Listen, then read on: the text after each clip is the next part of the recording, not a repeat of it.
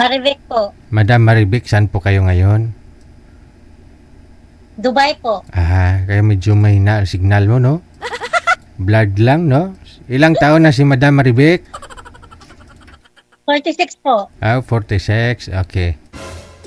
Yes. Sa edad na 46, ilang taon na ho kayong dalaga? Digils. Mga 16 years. Charot. 16 years? Oo.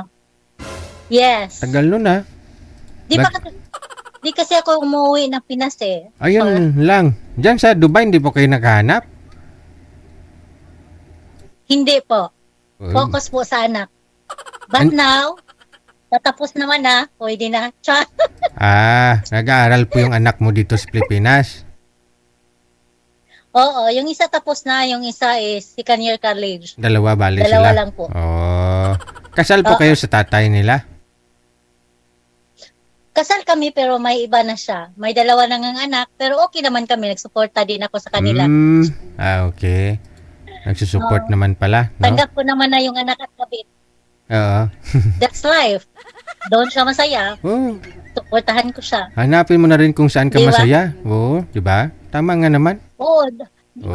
Ang sabi ni Jollibee, pamigay mo yung pinaglumaan mo. Ay, nagsabi si Jollibee. Sharing. Nagganon si Jollibee? Ngayon ko lang narinig yun. DJ sharing. Malayo din ako. Oo nga. Magbigayan No? Oo. Walang masama nun. Correct. Oo, di man natin maibigay kasi malayo tayo. Sige, doon sa iba. Hanapin niya.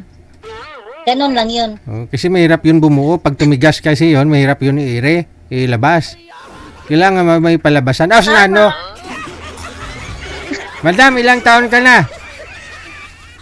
Ako? 46. 46. Ako nga po pala, naitanong ko na. Makalimutin na talaga ako. Oo. Tapos, ulit, 16 years ka na dyan sa Dubai, no? 16 years na. Yung 10 years pa ako dito. Doon din ako sa Makati noon. Kaya lang, focus sa anak eh. Okay. Kaya hindi naghanap. Ngayon ho, saan po yung mga anak mo ngayon? Yung isa nasa Cebu, yung isa nandun sa Isulan. Isulan del Sur. Ilang taon na ho yung... Hindi. Saan Isulan? Basta sa Isulan Sultan. Isulan sa Sultan Kudarat. Sultan Kudarat, okay. Isa na lang ho nag-aaral? Isa na lang. Anong hanap mo sa lalaki? Yung simple lang. Yung tanggap yung buong pagkatao ko. Ay, ano po ba yung pagkatao mo? Hindi kasi di ba may mga anak na tayo. Ganon. Wala tayong may anak edad na din tayo. Sabi mo may anak tayo? Wala tayong anak Di nga, ngayon lang kita nakausap Oo, may anak ako. May anak ka na. Oo, syempre di ba? Parang kung sa gamit isikanhan.